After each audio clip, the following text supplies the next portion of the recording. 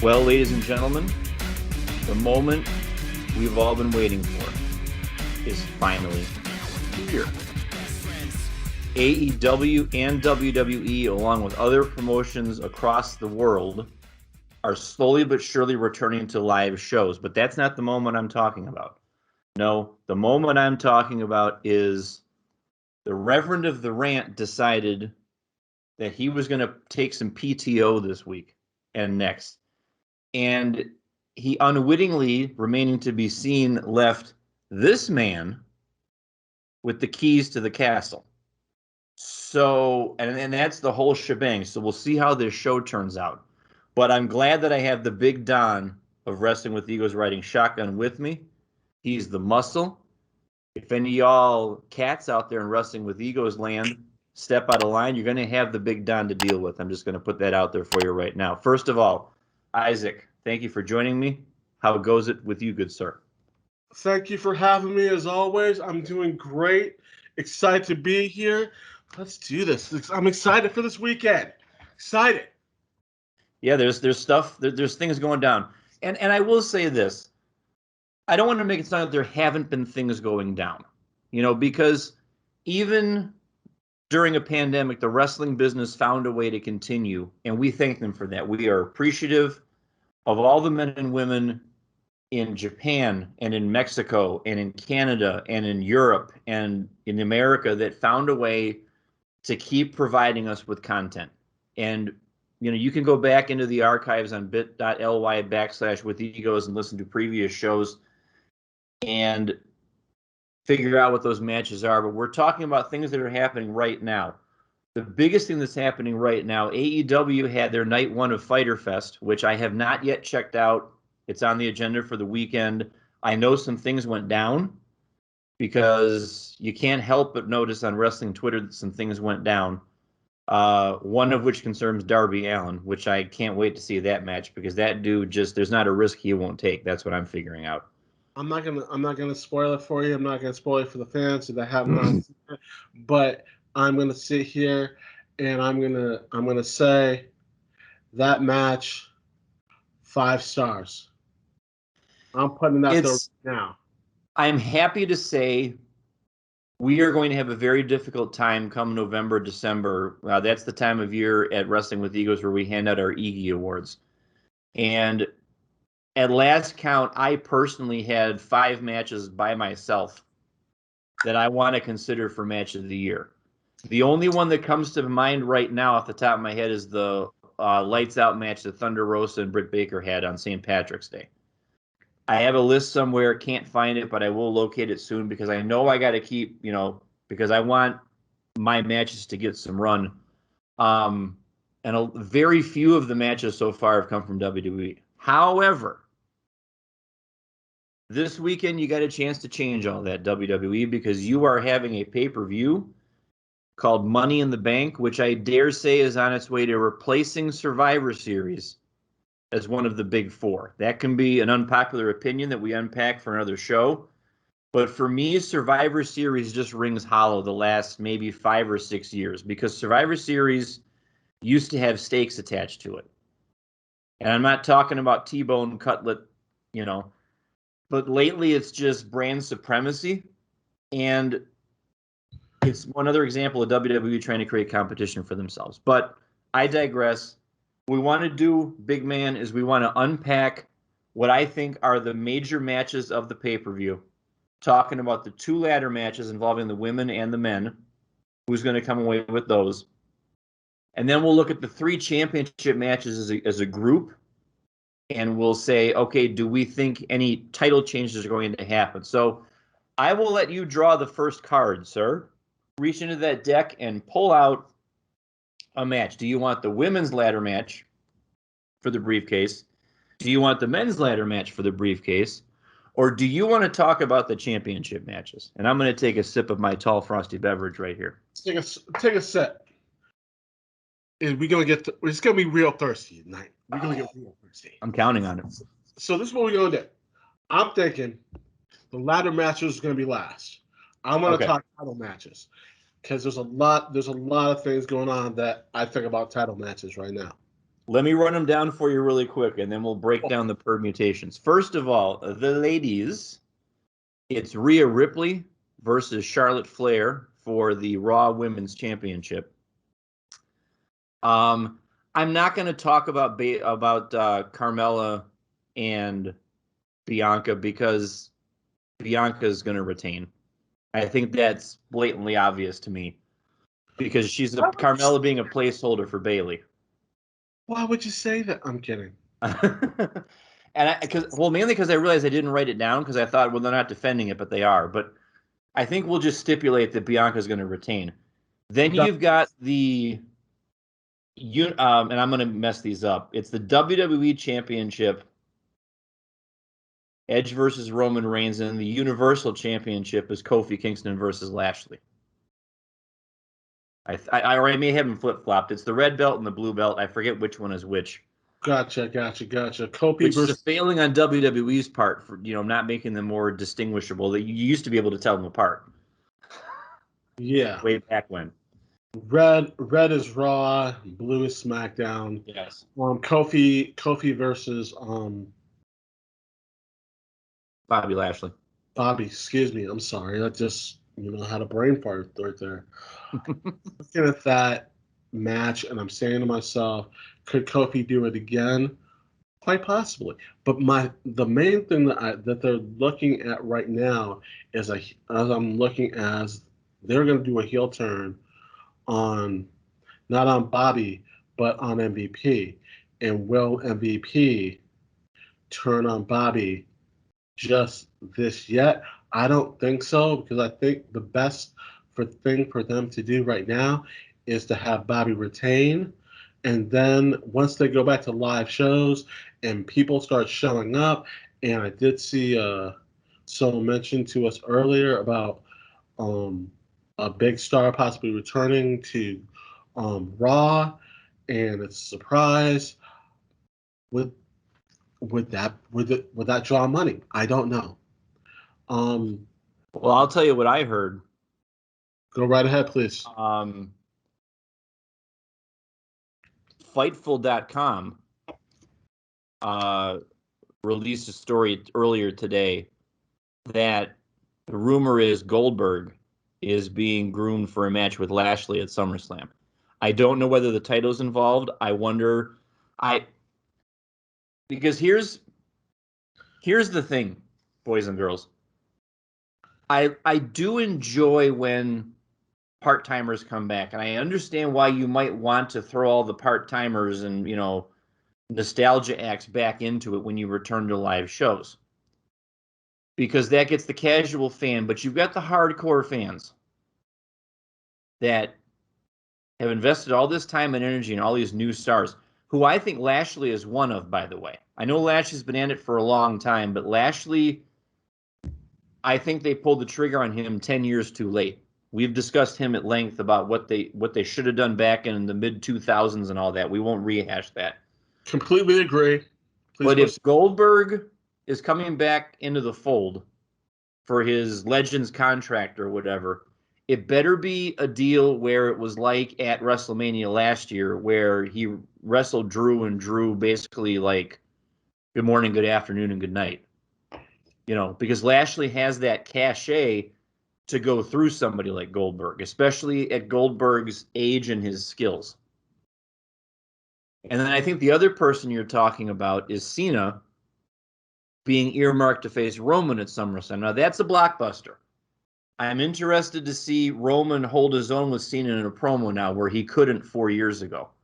I think that was 4 years ago or 5 years ago, maybe. We all know the promo where Roman lost it and Cena just buried him.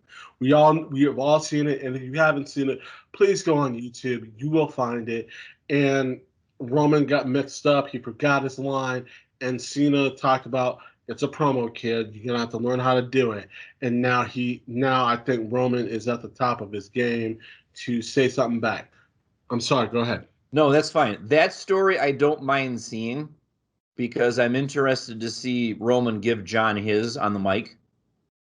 Because Patrick's right, what he said last week or the week before about Roman Reigns becoming one of the most backhanded, conniving, you know, rascally heels he's ever seen. You know, every compliment that he gives the Usos is laced with sarcasm and innuendo and things like that. And it's wonderful to see. I can't draw a parallel between anybody else I've ever seen. I'm sure there are people like that, you know, but you've got the natural family dichotomy here that he's just kind of exploiting for his own gain. As long as I win, we all win. And all that's what I'm trying to tell you and all that kind of stuff. So of these three matches that we've mentioned, Rhea Ripley and Charlotte, Kofi versus Bobby Lashley, and Edge versus Roman, if there were going to be a title change, which one is most likely in your eyes for it to go down that way? I hate to say this because I don't like to this person this way. I look at Kofi's match is going to be a squash. I think it's going to be real quick. But if there's going to be a title change, it's going to be Edge because no one's going to see it. Edge was on the WWE mocking Seth Rollins earlier today, and if that was going to happen, he was talking about him facing off against Seth. That would be the only way that I could see that happening. But that's the only title I actually see happening, changing yet. Bobby Lashley's not going to lose to Kofi. You know, I think that Rhea Ripley needs to get put over by Charlotte to keep that going. And at the same time that Charlotte puts over Rhea, that's when we start talking about other people coming back. And yes, I'm talking about Becky Lynch. Yeah. And the build for Charlotte and Rhea has been atrocious. You know, they've been pretending to be hurt and sneering at each other, and you know, and this is something, and this is another topic for another night too, but WWE had better be careful about how they build matches and how they put on their shows, because for the better part of, I would say, 10 months now, outside of the build to WrestleMania, which was pedestrian but better than what they have been doing, AEW's builds have been far, far superior. I completely agree. You know, you look at what they did with, you know, Sting's return to in-ring action. You look what they've done with Miro, and you look what they've done with, you know, the build to Page and Omega, which is going to happen sooner rather than later.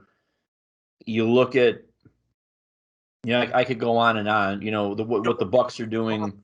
You could say Malachi Black with Yes. Cody, which is what they're doing right now, and that looks fantastic. And there are other people that might be coming soon. Yes, I'm referring to Bryan Danielson, and him being AEW possibly, and how that could turn the tides. And they are looking very good. And I did see it last night, and I'm excited for what they're going to do for night 2. I'm excited for Dr. Britt Baker, DMD. And trust me, I'm excited for that. I'm excited what they're doing and the talent that they have. I'm excited for their tag team division.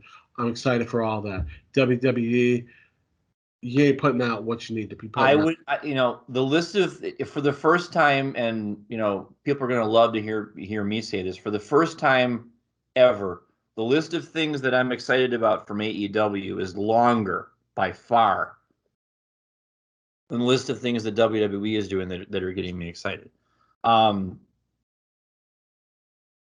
Side note, they pulled the Broken Skull sessions with Kevin Nash. They never aired it, and I don't know why.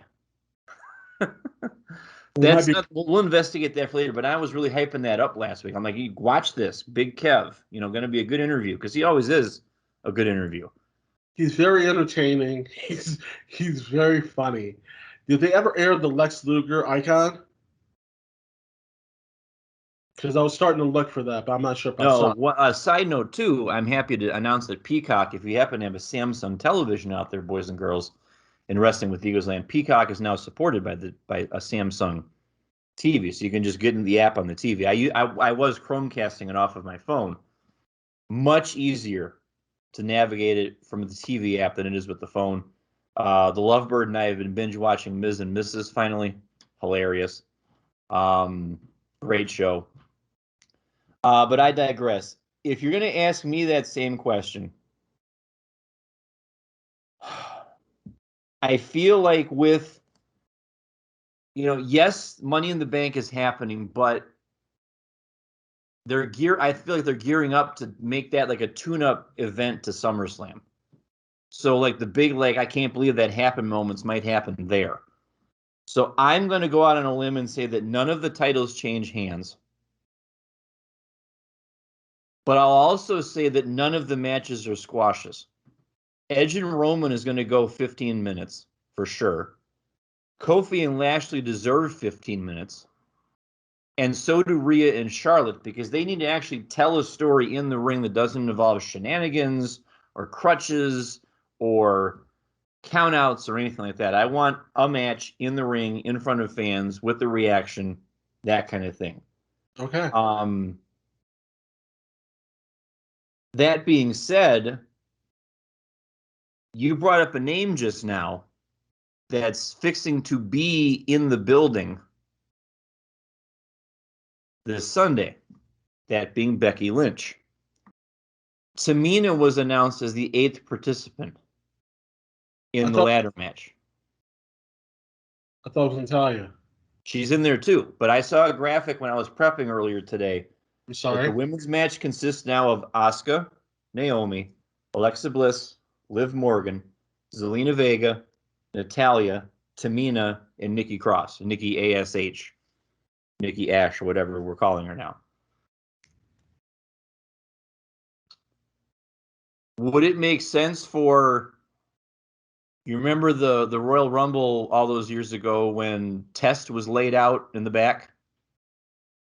Yes. And Austin was like yelling at, well, what happened?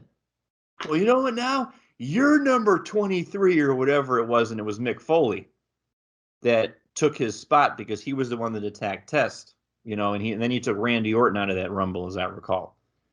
I wonder if you see one of these 8 just attacked in the back, and now we need an 8th person. If that's the case, if they're going to do that, Tamina's the obvious person to because she's just never been able to put it together. I get that she's a legacy, and she's got her dad was "I love you, baby" and all that kind of stuff, but her skills in the ring have been pedestrian at best. We make fun of Nia Jax for how, and we denigrate Nia Jax for how unsafe she can be. Tamina is that same level, I think. She worked her butt off, and she had a great moment at Mania this year. But to me, I would take Natalya and Tamina out of it. You're going to tell me you can't just drop Toni Storm into it or something like that, and Becky? And, I would love to see the two of them go at it as a rivalry. I'm not necessarily saying throw Becky right into the title picture again.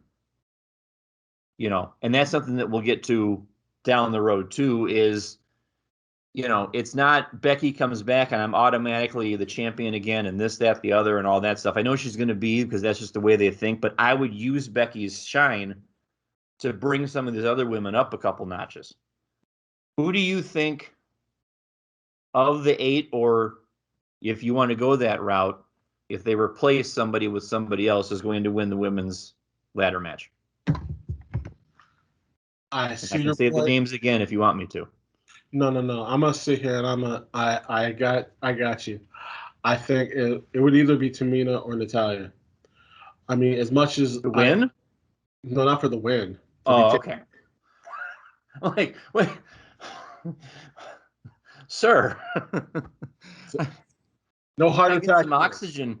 I mean, if you want to build the case for Tamina winning the Money in the Bank briefcase, I'm all ears, sir. I can't do that. No, it ain't gonna work. New segment on Wrestling with Egos. It's fantasy booking with Isaac. Here it is. And here we go. I think the obvious is got to be Asuka right now. I think Asuka is the one who has legitimacy to win it. Yes, she won it last year. Yes, we know she won it and got to cash it in, the whole thing, because Becky was pregnant. I get that. But I really think if you want to bring some solidarity to the women's division, right now, Asuka's the one to hold that title and then go from there. That's my own personal opinion. I think that right now, if um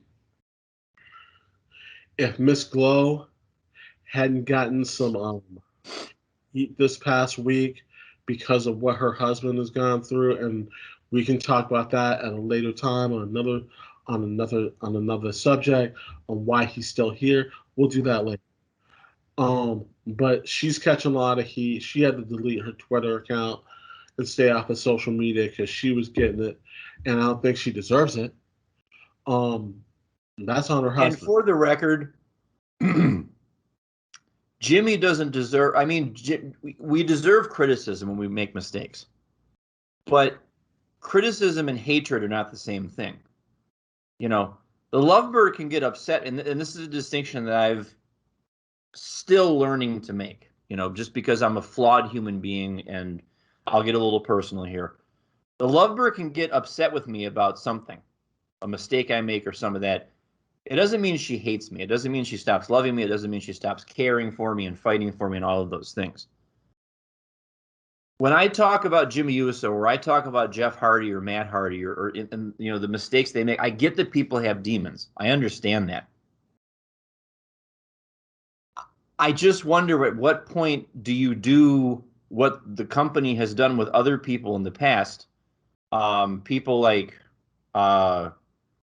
Ric Flair and people like Randy Orton, William Regal, and I may be speaking out of school on some of these names, but you make it plain to them, we are going to get you some treatment. And a condition of your reemployment and reinsertion into your job is we need to understand what, you know, how that treatment is going. I feel like we might be at that point with Jimmy Uso, because his name is the one that keeps, I think Jay might have been once, and I'm not saying that he's absolved of any wrongdoing, but my criticism never rises to the level of hatred. You know, the how dare you, and you ought to be ashamed of yourself and all that, because that doesn't really accomplish anything in the grand scheme of things. It's here, let me help you. Let me help you understand why this is a bad idea, a bad choice, that kind of thing. That's the way I look at it. Anyway, I keep diverging, and I'm very sorry about that. If you're going to make me pick a winner, if Becky is not part of the match,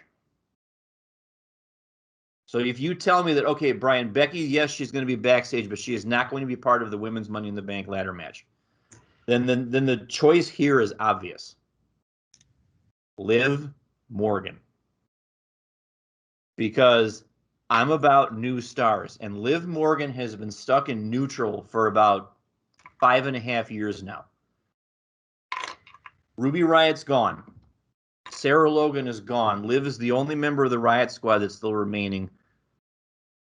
I don't know that she's the best member of the Riot Squad. I still would have said that that would be Ruby. Personal opinion. But Liv is here. You've been investing storyline and TV time in her for the past 2 months. Usually that pays off with a push. And whatever you do with that push. So if I'm sitting here and you're making me pick a name from these 8, you know, the temptation also would be Zelina Vega, but you haven't pushed her. You just announced that she was there and you had her lose to somebody. I think she lost to Liv Morgan, if I'm not mistaken. She did? Yeah, so maybe Zelina's thing is coming later, or maybe they want to just kind of let the Malachi Black stuff die down before they start investing any time in Zelina again.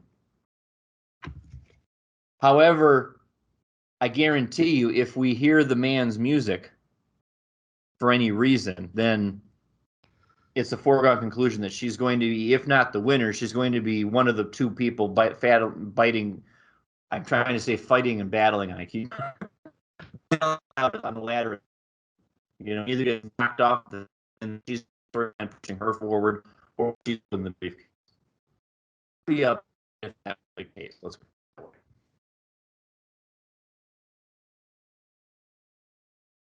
You're freezing up. Hold on. I'm just waiting.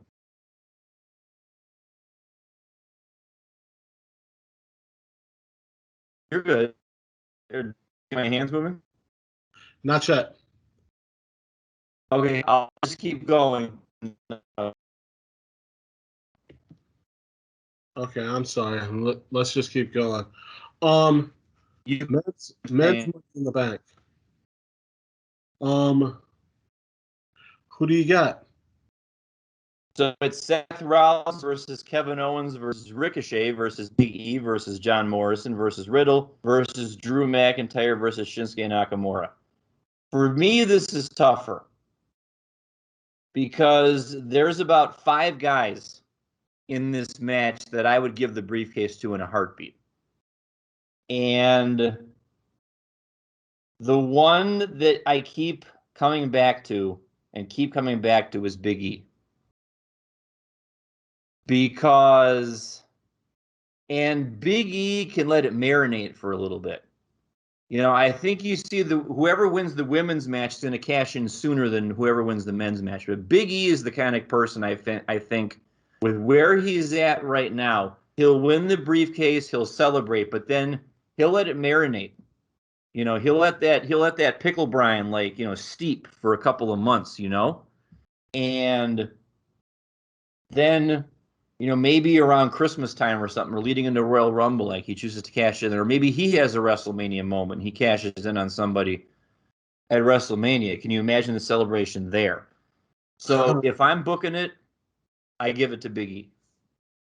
Okay, I see I can see that, and we have discussed that before, and I see all the points with that, and I agree. I think Big E deserves it, but there are some other guys that are in there that have been putting in some work. I'm talking Ricochet, Shinsuke Nakamura, and I keep looking at that roster saying they should get a little bit more shine, but they just haven't gotten that shine yet. It's unfortunate, but you can only have so much shine on these kids. I Ricochet would be the biggest swerve. Right. Like if somehow it was him, I'd be like, oh. So, and I mean, my heart wants it to be Kevin Owens, but Kevin Owens, there's one thing he's proven to me in the time he's been with WWE, it doesn't matter what story you give him. If you say, okay, you're feuding with Apollo Crews, he made that feud watchable. If you're going to feud with, Riddle, he could make that watchable. Because that's also what these Money in the Bank matches do. You get new feuds splintering off from this. I would love to see a KO Riddle feud. I would love to see a KO versus Drew feud. Right. So, are you agreeing with me then about Big E, or would you give it to somebody else? I would agree with Big E. I still think that I wouldn't be mad if somebody else got it, though, too. You know what I'm saying? But I think the logical thing is to put it on Big E because he has been waiting in the wings for a while. Yeah. And it's the same thing with what happened with Kofi when he beat Daniel Bryan WrestleMania. And that was the biggest shine that Daniel could do for him. In the same way that he got his shine and Kofi Mania was running wild, and it was. The way they punked him out, that's a different story, but that's another time. Here's a little preview of the burning questions that we're about to segue into. On a scale of 1 to 10, how necessary is it that WWE give us a lot of positive things to talk about Monday morning? I think it's either 9, 8, or 9, because they have not. As far as I can concern, I'm becoming more excited for AEW things. than WWE, because I know WWE has been sitting here stirring a pot, and they're not going to take the lid off until we go back to live people. And it's like I said, even Money in the Bank feels like the precursor to what they might do in the middle of August for SummerSlam. And I forget where SummerSlam is supposed to be this year. Is it supposed to be in LA? I think it is. I think Okay. it is. You know, No, wait, that's supposed to be.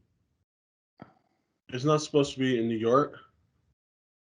you could be right. It's I think it's LA or New York, one of the two. But I feel like Sunday needs to be their first home run. I'm not saying every match has to be 5 stars, but I want some good storytelling. I want some memorable results. It would be, and I'm not like ragging on your pick from the women's match. But if we come out of Money in the Bank and Seth Rollins and Asuka have the briefcases, that doesn't move the needle for me. Asuka's established. Yes, they've booked her badly and all those kinds of things. Seth is also established. You've got any of the 14 other people, except for Tamina and Natalya, would be more convincing to me than giving Seth and Asuka the briefcases. Even like, I know he's not going to win it, but what if John Morrison's got the briefcase? Now that would be interesting too, because here's another person who has really worked his butt off trying to tell stories. You saddled him with that zombie match at Backlash and all that kind of stuff. Anything is more compelling than the same old, because that's not what the fans are asking for, I don't think. Yes, you're going to have Cena come back as an attraction, but you better, by God, not beat Reigns for the title, at SummerSlam, because that's not the story you need to be telling right now. So, Money in the Bank this Sunday. For those that don't know, the winner gets a championship opportunity anytime over the next calendar year. We've seen some wonderful cash-ins in the past. Watch it on the Peacock Network if you don't already have it. It is now time, and I've been looking forward to this for a couple of days now. With the transition back to live shows, it seems like a great time for Isaac and I to pose some burning questions to each other.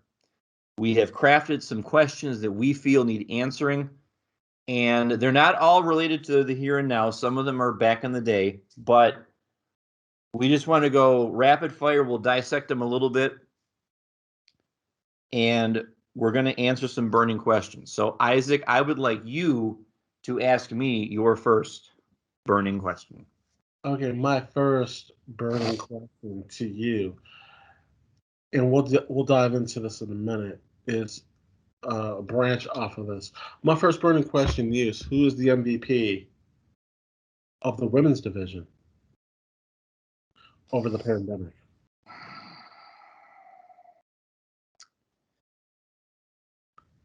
For me, the MVP of the women's division, this is going to sound like homerism, but it's got to be Bayley. Because Bayley, first of all, had awesome matches with many different people. She had the Hell in a Cell match with Sasha. She had, she was going face to face with Bianca Belair the last several weeks before she got hurt. She was also having interplay with other people, other superstars as well. She was, in the midst of the Cesaro Seth Rollins feud. And, she's been one of the best also at leveraging social media to increase her platform throughout this whole time. And she came up with the gimmick. I say ding dong hello and everybody laughs at me, but she came up with the gimmick. She came up with a talk show that had a fresh enough concept with a doorway that you walk through. That's a little nod to the APA and stuff like that. But then, you have a set to sit down on, and it was nice to see the interplay between her and Seth Rollins.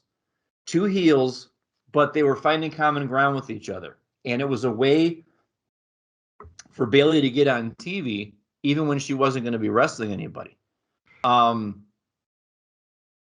she's the most improved for me over the past year in terms of everything. The mic work, the in-ring quality of her matches, the overall presentation of a character, the embracing of a presentation of a character. You know, most people couldn't say, okay, we want you to send up Sally Jessy Raphael and make it look convincing, but Bayley does that. So for me, she's been the heart and soul of the women's division. Co-MVP, Dakota Kai. Dakota Kai has been in Raquel Gonzalez's shadow for about 2 years now. Ever since the thing with Tegan Knox kind of just went up in smoke because Tegan got hurt. Right. Fine. I'm going to be with Raquel now. There hasn't been any rift. There hasn't been any arguing. There hasn't been any of that. They have been thick as thieves, the two of them, and now Dakota is reminding you on NXT how great of a wrestler she is too, which is why I said last week, you're looking for somebody to run at Bianca Belair. You could do worse than Dakota Kai for a couple of months. So my 1 would be Bayley, my 1A would be Dakota Kai. Okay. I can agree with a couple of those points. I'm gonna my MVP is not from WWE. It's from AEW, and that person is white hot right now. We all know who she is. She is Dr. Britt Baker, DMD. And I'm not gonna sit here and go into why, because you guys know why. Did she have the 5-star match? Yes, she did. Does she have the crowd eating out of the palm of her hand like you wouldn't believe? Her mic skills have been on point. She has been putting in some good work and getting ready to put some other people over. And I'm loving what she's doing over there. And I'm excited to see what's going to happen in the future. That's more. I definitely agree with you there, because I kind of forgot about Britt, and I don't know how you can, but she's another one who's, you know, from last year at this time to now, it's just been exponentially improved across the board, because you can tell that company believes in her. And after all the fits and starts about trying to find a centerpiece of that division, first it was Nyla Rose, and then it was Hikaru Shida, and then it was Riho, and then it was, you know, it could have been Anna Jay before she got hurt, and it might still come back around to her. You know, Rose is only there occasionally, as much as we all love her on this show. The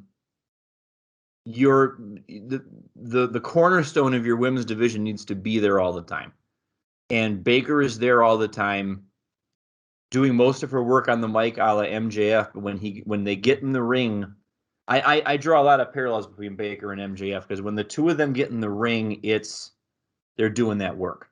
Right. So mad props. Absolutely. I will take that question. I will pull the microscope back a little bit. I want to know your overall pandemic era MVP. And it could be from any promotion. It could be a man or it could be a woman. I didn't realize how closely these questions were going to align with each other, but that's fine. I thought about that and was like, well, we need to also do both. I think it's a tie. And I think that my tie, I can't say one person or the other, because I gotta say it's either going to be Bobby Lashley or it's going to be Drew McIntyre, because of Drew getting the short end of the stick and not getting the shine that he should have gotten because of the pandemic, and him turning shit into sunshine. Yeah. And making it work and making it believable and putting out some really good matches. Bobby Lashley, the slow burn to make him to get to the point where he's at was also good, and he's been holding it down. So those are my two co-MVPs. I can't say either one or the other because it's not fair to either one of them. That's where I'm at with that one. I agree with you. I'm going to put two more names out there. I'm going to go Kenny Omega first, because as divisive as the belt collector gimmick is, you cannot argue that it isn't getting more eyeballs on AAA and Impact and AEW for sure. And I forget what the fourth belt he's got is. Oh dear. IWGP? No, he doesn't have any of those titles right now. Oh, he's got 4 of them. Maybe I'm wrong. But anyway, It's 4. I just can't remember the last one. it's giving us something, it doesn't matter what he's doing, we're talking about him, and he's won because of that. It doesn't diminish the kind of a guy he is. We know how great he is with the kids, and we know how great he is with his fans, and we know how great he is behind the scenes and lifting other people up. I mean, what he's been doing with the Dark Order the past several weeks has been awesome. I mean, those people getting in the ring with him, that they're getting an education working with Kenny Omega in the ring. Especially seeing like 10 go at him word for word. That's been interesting. Like, having 10 like hold his own and be confident and be, I'm not going to shrink from the moment like I feel like some people might. And the other one, Roman Reigns, for him to embrace this tribal chief persona. And he's Paul Heyman is helping him, but gradually, Heyman's in the picture, but Heyman's not doing all of the talking like he did with Lesnar. Reigns is proving to everybody, okay, yeah, you ragged on me, suffering succotash and forgetting my lines with Cena and all this other stuff, but I'm putting in this work. And I think you should acknowledge me because of it. Not just because I'm the bad guy and all that kind of stuff, but when you do hard work, you want to be acknowledged for it. Think about whatever job it is you have, whether you're a teacher or you're in food service or you're a lawyer or you're a policeman or you're a nurse or a doctor, you want to be recognized and appreciated for the hard work that you put in. And Reigns has been doing that. I talked before about the sardonic one-liners he tosses at Jimmy and Jay, and even at Heyman sometimes. And Heyman, it's a thing of beauty to watch him blossom before our eyes into this completely well-rounded performer. So for me, Omega and Reigns and McIntyre too. I mean, from the moment he looked down the camera at WrestleMania last year and thanked us, I mean, that made the night for me. I'm like, you know what, Drew, you're welcome because you deserve this. It's been a long time coming. How about your next burning question for me, good sir? Next burning question for you. Let me see. I'm gonna have to divert to you. I had another one, but it blanked on me. Oh no. Yeah, I'm having one of those days. No. Who do you think that they have underutilized? No, here it is. I'm sorry. Who out of all the people that the WWE has let go do you think was the biggest mistake letting go?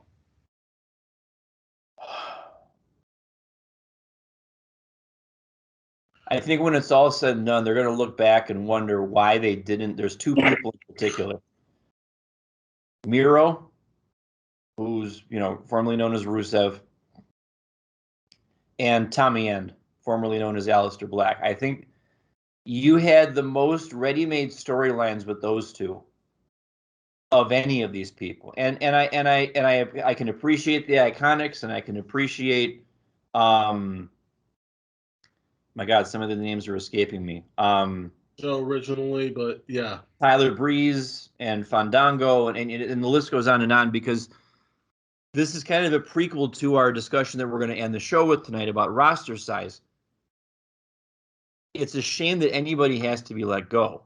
But sometimes, or not sometimes, what the good ones do is they take their time that they spent in Connecticut or at Full Sail in Orlando, and they parlay it into bigger things elsewhere. The best example I can think of is the Young Bucks. The Young Bucks have taken a little bit from every stop along the way. Yes, even their cup of coffee in WWE. And they've turned themselves into wonderful tag team wrestlers, phenomenal marketing men, and they're basically doing it on their own terms. So, but to get back to your question, I feel like Tommy End and Miro are the two glaring examples of why didn't you realize what you had when you had it? You know, would it have killed you to let him beat Cena at WrestleMania that in San Francisco that one year? Think about what you could have done, you know, to the moon, you know, Intercontinental Champion or whatever you want to do at that point, and future World Champion. And the same thing with Aleister Black. I mean, and it's one of they do themselves a disservice when they completely discredit everything they did in NXT. Aleister Black had a ready-made look, entrance music, you know, finisher. He could have just left a stack of bodies on his way to taking out somebody like The Undertaker or taking out somebody like Triple H or taking out somebody that you put the stamp on. This guy is the future. And the hope is, and they're doing this with Miro. It's too early to tell with Malachi Black now. The hope is that AEW can take them and turn them into megastars. You know, so for me, those are the two biggest missed opportunities. I agree. I can agree. I was really disappointed with, you know, them letting them go and the direction that they had with them, and they didn't have a. I still think that the writing and the process, even though Vince McMahon has stranglehold on it, I think he needs to let up a little bit and let these new writers that they're bringing in, give them an opportunity to shine and let these younger people, you know, develop. But they're not really doing that. In my mind, and what I keep thinking is, they're not letting them shine. They're not letting them do what they want to do because they're getting ready to sell the company. That's the thing that really, really frustrates me. You have these guys, and Malachi Black had such a unique look and such a unique vibe. And I thought, this guy's the next champion. If they market him right, and they just didn't do what I thought they were going to do. Miro, lost opportunity, and we'll leave it at that. So. All right, my next burning question for you, and this one's juicy, and this one could turn into a whole show on its own. Hypothetically, let's say Tony Khan calls up Vince McMahon and says, let's talk trade.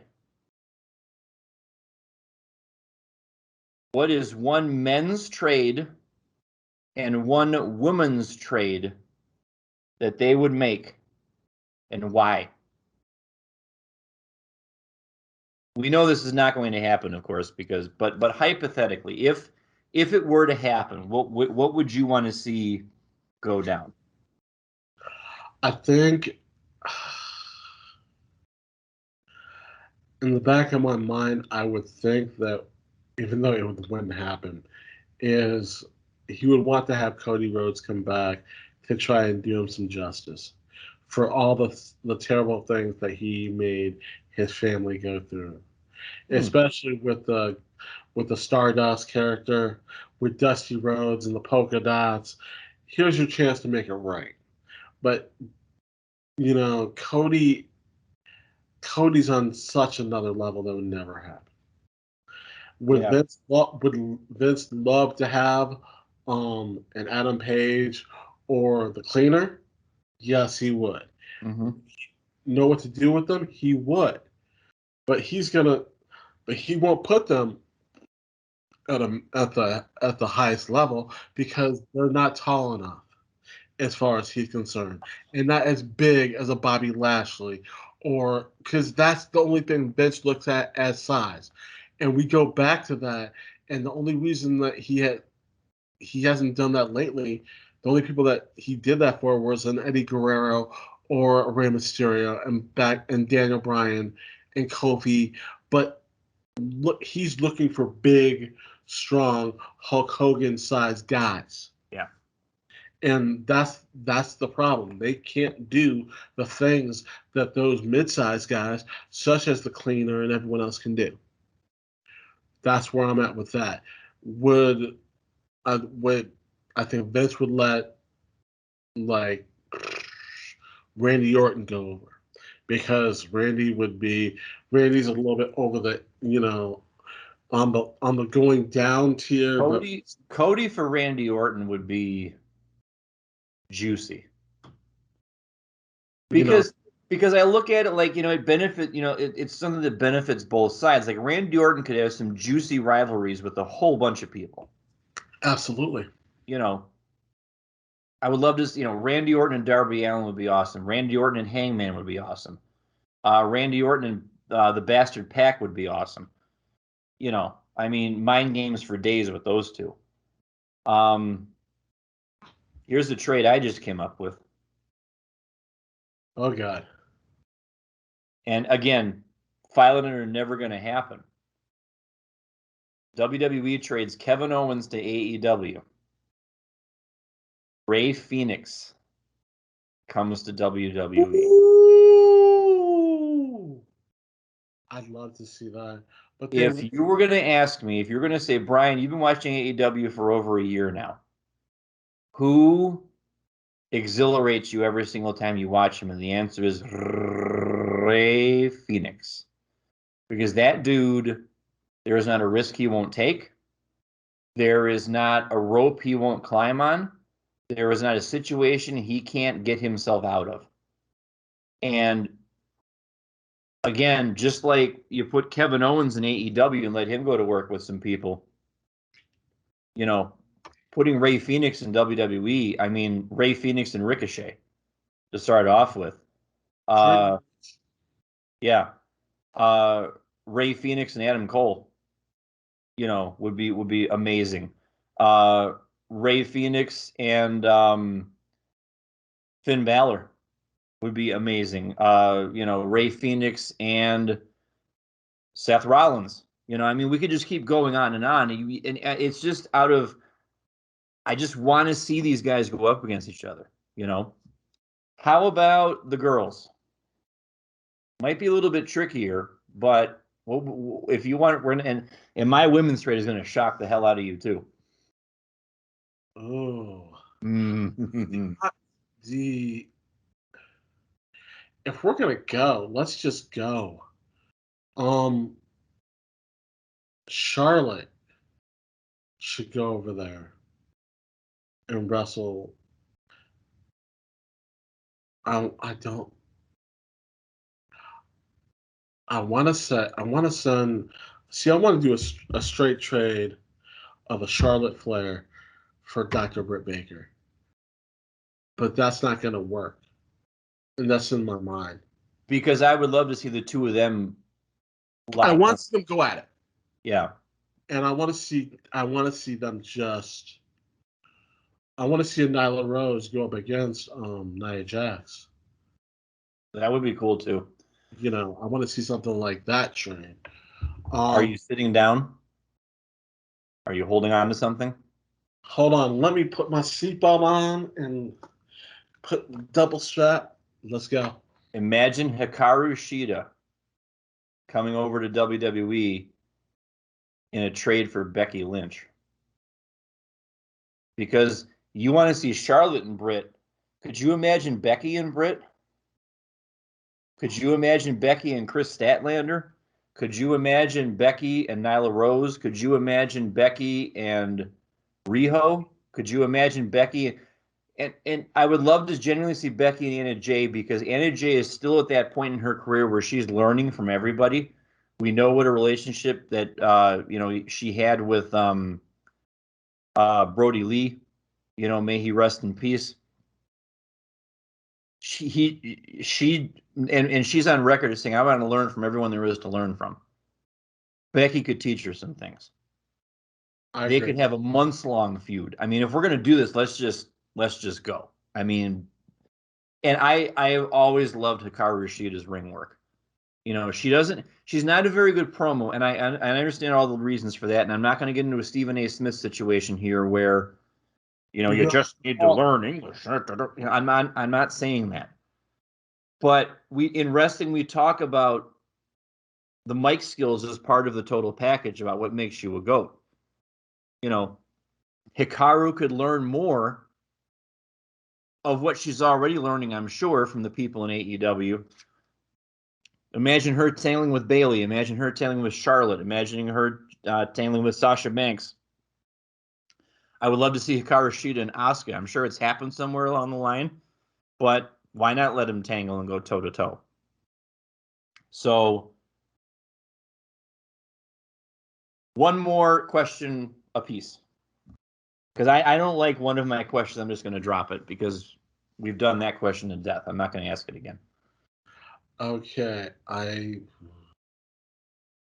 have Your one. final burning question for me. My final burning question is, and it's kind of a swerve. Who are you ready to see come back? Are you more excited for Sasha, or are you more excited for Becky? Becky. I don't even have to think about that one. And the reason why is, and this might be controversial, this might be the first time ever in the history of Wrestling with Egos that Brian gets hate mail at BKrigo15. When Sasha comes back, I can't wait for the matches to happen because the character itself feels kind of limp to me right now. You know, when it first came on, it felt fresh and everything like that. But lately, it just seems like she's trying too hard at whatever role, whether she's a face or a heel. It's like she's trying too hard. She could do with the repackaging like Bayley did. You know, I would love it if when Sasha came back, there was no more boss time. There was no more any of that. You know, maybe just come out in a leather jacket and a close cropped hair. You know, I'm not saying do exactly what Bayley did, but just be a butt kicker. You know, don't do a lot of talking. You know, less is more. Maybe she could benefit from that. Becky still has facets of that man character to explore, I think. Because when the man comes around is still a pretty convincing catchphrase. You know, the man's going to come around to collect, and now I've got all these new people to come around and collect on. You know she's going to tangle with Rhea Ripley at some point. You know, she's going to tangle. I'm sure she'll tangle with Dakota Kai if she gets the call up. I'm sure she'll tangle with Tegan Knox. I'm sure that there's, you know, this stuff writes itself. I've just given you 9 to 12 months of TV right there. So for me, and this is also going to be controversial. She's the only one of the horsewomen that I've never really fully invested in. You know, and that's in spite of all of the clinics she puts on in the ring and stuff like that. But there's just something about her character, her presentation, and maybe it's because I'm such a Bayley mark. So I can't help but always think a little bit less of Sasha Banks because of that. Because Bayley was always diametrically opposed to Sasha in NXT and had those wonderful matches at TakeOver Brooklyn and Our Evolution, I think was the other one. Right. I'm just because I'm such a Bayley fan, I'm always going to think just a little bit less of Sasha. And that's not meant to be disrespectful. It's just my honest opinion of where I'm coming from. And I can see that you're getting ready to, you know, take me out at the kneecaps, which is fine. And I probably deserve it. So, you know, get the tire iron out and, you know, let's just get this over with. I see where you're going with that, and that, but you have been in your heart of hearts always been a Bayley fan. So it's kind of hard for you to be completely objective in this because of your devotion to Bayley. We understand that. I look at that and I say, okay, you know, me myself, I'm missing the man. Not gonna lie. I want her to come back. I want to see some excitement, but my overall excitement I need a spark to come into the women's division, and I haven't really seen a spark in the women's division at all because they're not doing it right. All the sparks are in NXT. but they're not translating the spark to go to the WWE roster. And I love what NXT is doing. I love, the characters that they've got, what they're doing, how they're doing it. But once they get called up, it's like, okay, you got all this fire coming up from NXT. We're gonna hose you down Yeah. and put you down It's in your like what I said before with the Money in the Bank match. I mean, if you were looking for spots to fill, instead of putting Natalya, Tamina,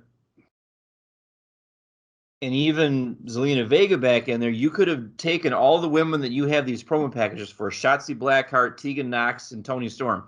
There's 3 right there. I want to So put it's half fresh, fresh faces and half established people.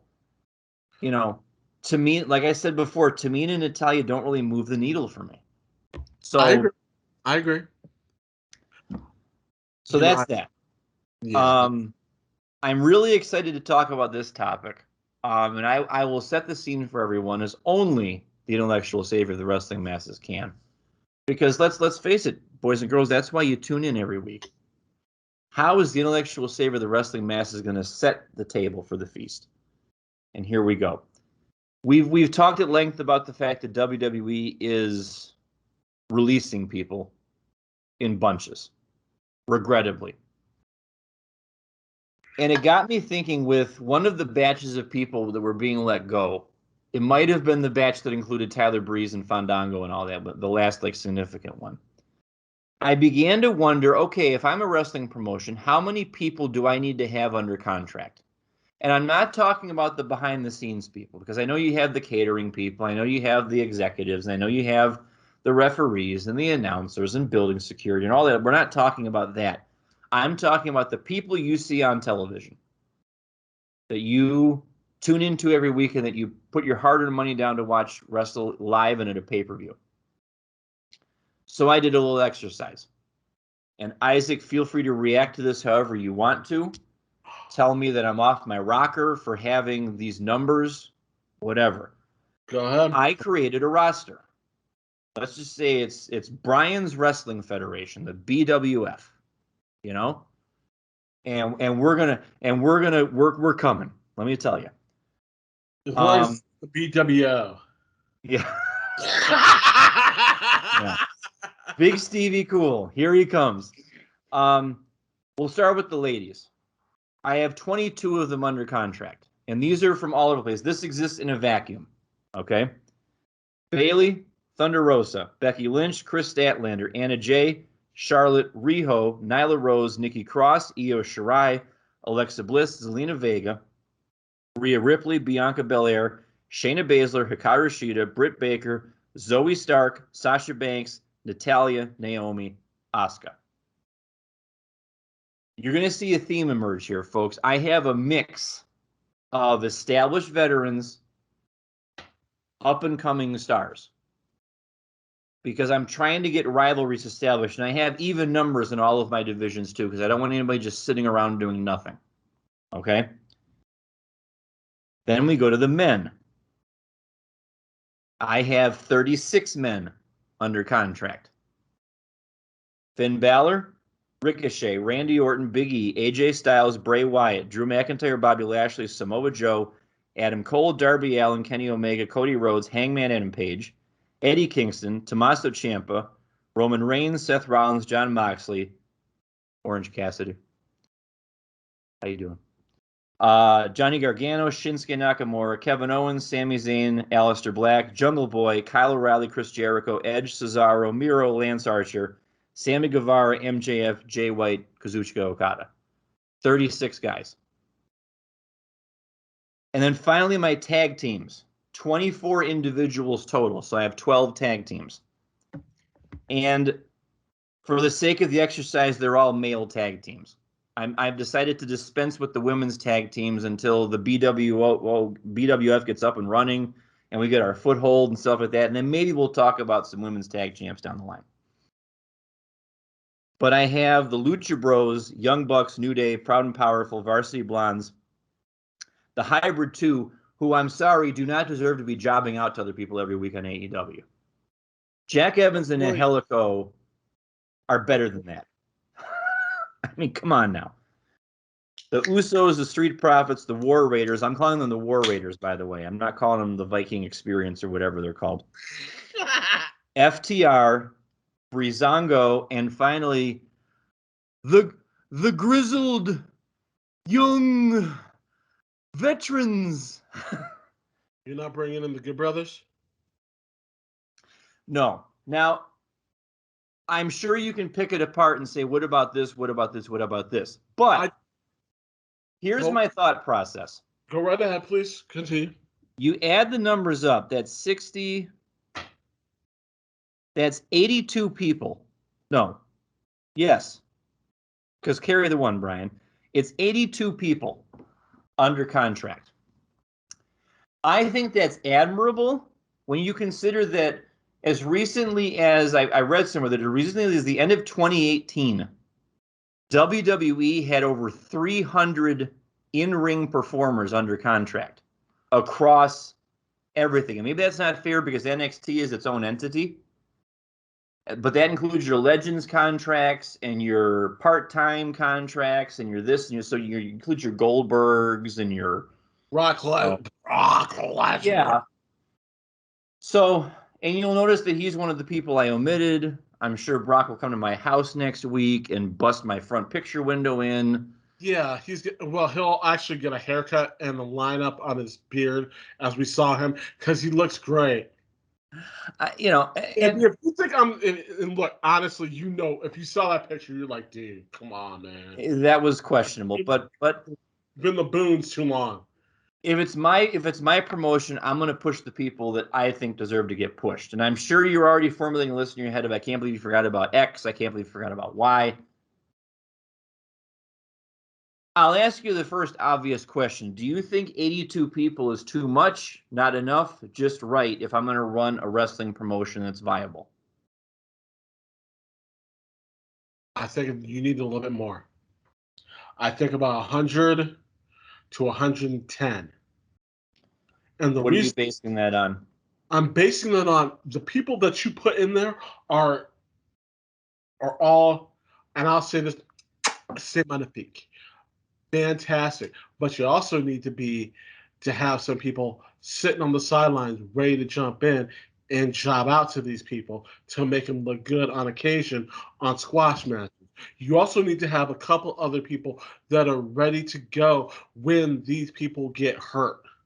And we all know, I'm not wishing any ill will towards anybody, but we all know this is what happens in the game. This is what happens. Someone twists an ankle, someone falls wrong, someone gets hit with a ladder the wrong way, aka Johnny Nitro during that ladder match. I know he didn't. You mean Joey Mercury? Thank you. Yeah. You know what I'm talking about, and we didn't see that happen. We need to have just a couple extra people backstage ready to go because people get hurt. Maybe there's a family emergency. Maybe, maybe something comes up that we don't expect. I know, and I say this for my job and what I do, and I'm a driver. I tell parents, they say, well, I need to know the exact time you're going to be here. I can't give you that because, life situations come up. Maybe I get caught in traffic. Maybe I get a flat tire coming to your house. Maybe something breaks out when I'm driving, whether it be a fight or something like that. We have to put all that into what happens on the daily. Maybe I'm running late for whatever reason. Yeah, maybe I overslept. Let's just put it like that. Let's just keep it 100. Okay. An alarm clock here. I know. Yeah, I know. The alarm clock is not working. But I'm just putting it all out there. Things like that happen, and that's life. And we need to have a couple other people that we need to have ready for those situations to come out. See, and of course that never even crossed my mind because I'm sitting here making this list and I'm like, oh my God, I'm already up to like 60. Oh my God, I'm already up to like 70, And then I'm like, okay, well, I'm just gonna have another bloated roster just like because it's that fine line you walk with I got to get these people exposure on television, because the BWF has a television contract. We're putting out content for you people. So look, we can't. We definitely putting out content. We putting out content because if not, we going under. I mean, we have 87 pay-per-views a year. I mean, no, we really don't.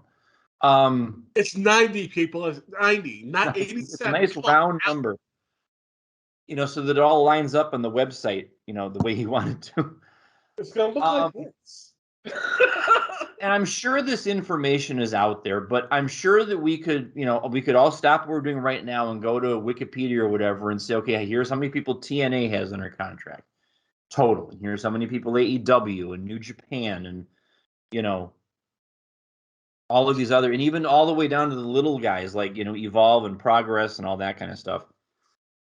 TNA was the other program that we forgot to mention that the cleaner has. No, I said that one. That was the first one I said. I'm that sorry. Omega had. I said AAA. He's got the AAA belt. He's got the TNA belt. He's got the AEW, and I forget what the fourth one is. We'll look it up and have it for you. We'll look it up. We'll apologize. We'll print a caveat or something like that.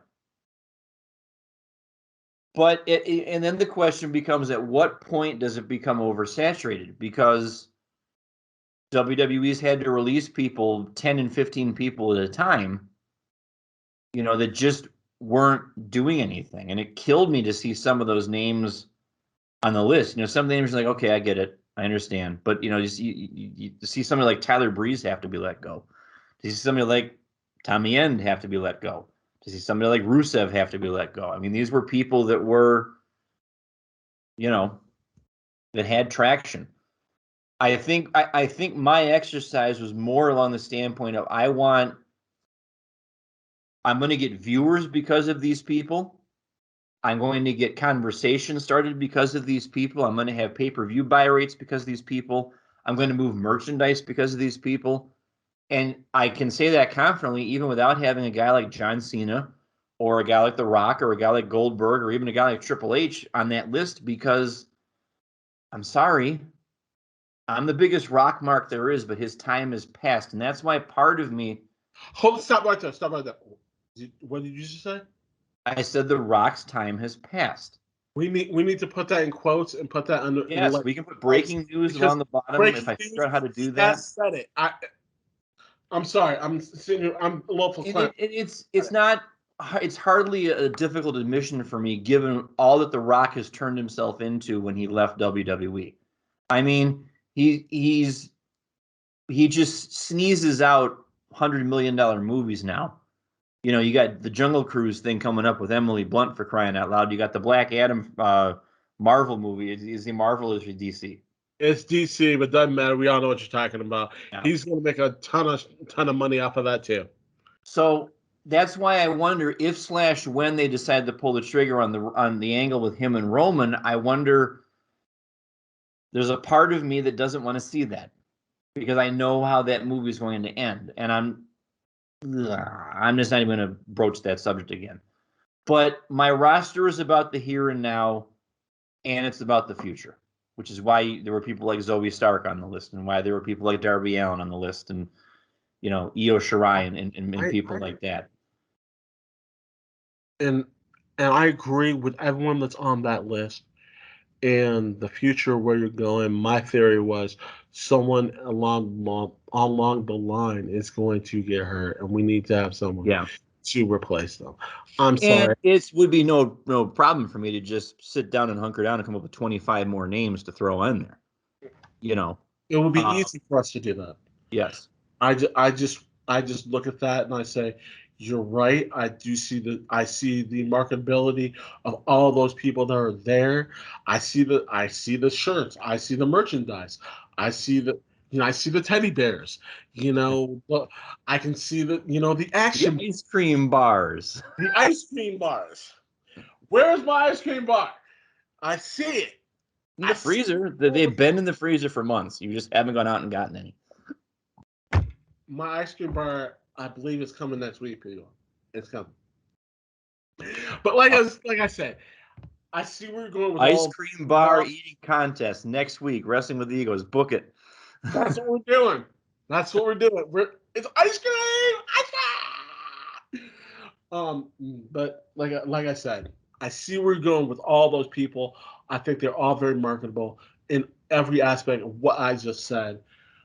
But like I said, at the same time, we need to have a couple extra people ready to go. They may not be, as marketable as the other people that we have on this list, but they need to still be able to hold their own.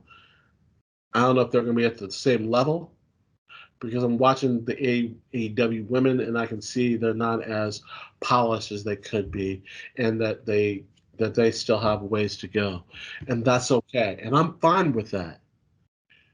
But like I And said, this is definitely a subject that I'm sure we will want to revisit in the coming weeks because, that time period in between Money in the Bank and SummerSlam, is kind of quiet. And, I'm sure people want to sink their teeth into it. absolutely. Isaac, any final thoughts on any of the topics that we've covered tonight or anything else that you want to throw out there into the internets?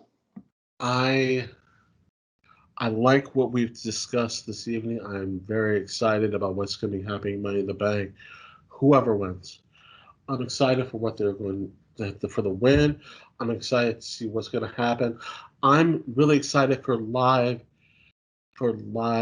action.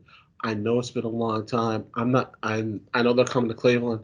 I wish I could be there, but at the same time, I want to see how the crowd reacts. I want to see someone yell, "You messed up," or whatever the case is. I think above all else, we're all grateful at Wrestling with Egos that we've ridden this out, to the point where we're going to get to see that. Because to be honest with you, when I watched Road Rager, like I said last week, I was wiping tears out of my eyes, especially when they were serenading Jericho when he came out. I mean, we say it every week. This is why we love professional wrestling. One of the reasons we love professional wrestling is the way the crowd can react to what's going on in that ring. And you want a reaction. You do not want indifference.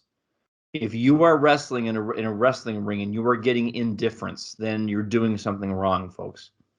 I know that I couldn't last 5 seconds in a wrestling ring, but even I know the point is to get a reaction. The point is to elicit something out of you. Whether it's you screwed up, you screwed up, you screwed up, or this is awesome, when it's deserved, people. This is awesome is not always deserved. When you got a random match on AEW between Lance Archer and Scorpio Sky, and you start chanting, "This is awesome," about 7 minutes into it, stop it. Just stop. Scorpio Sky and Lance Archer are wonderful human beings. They're great in-ring performers, but you're not always watching a 5-star classic.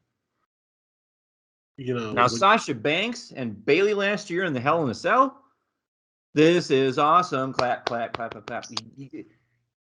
It means more when you do it less. There's a negative correlation. Ooh, there's a negative correlation between the chant and what's actually happening in the ring. The less you do it, the more it means. See what I did there? I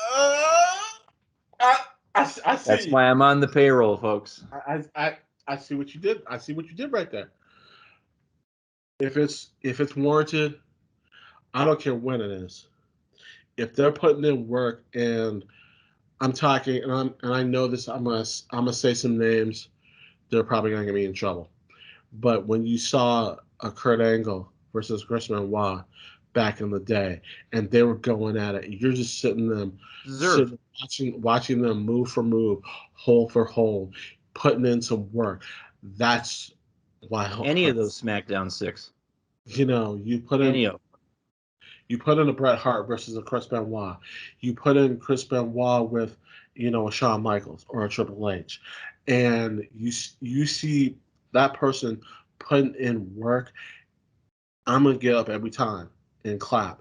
When you sit there and you watch a triple threat tag team match, when you think of the Dudleys, Edge and Christian, or the Hardys, and they're putting in work and they're basically killing each other. And you're sitting there and you stand up. I saw I saw them when they were in Cleveland, and I stood up and clapped after the match. Styles and Balor in 2017 at TLC. Amen. From out of nowhere. I mean, they just threw that match together over the weekend, and you knew the history those two had. And the crowd was not. They were chanting, "This is awesome," before the match even started. But I get it there. And then they went on and put on that match. It's one of my favorite matches ever. So with that, we are going to ease on up out the building. I have been the intellectual savior of the wrestling masses, Brian, and that is the big Don of Wrestling with Egos, Isaac. We want to thank you for joining us. You can join the conversation by tweeting at us at bkrigo15 or at I4th on Twitter.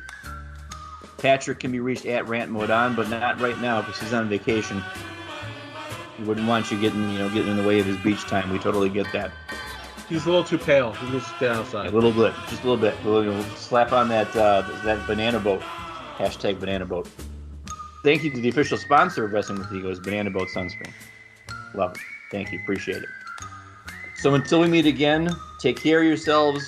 Be kind to one another. Keep being safe. And as always, this is why we love professional wrestling. We'll see you next time. Bye, y'all.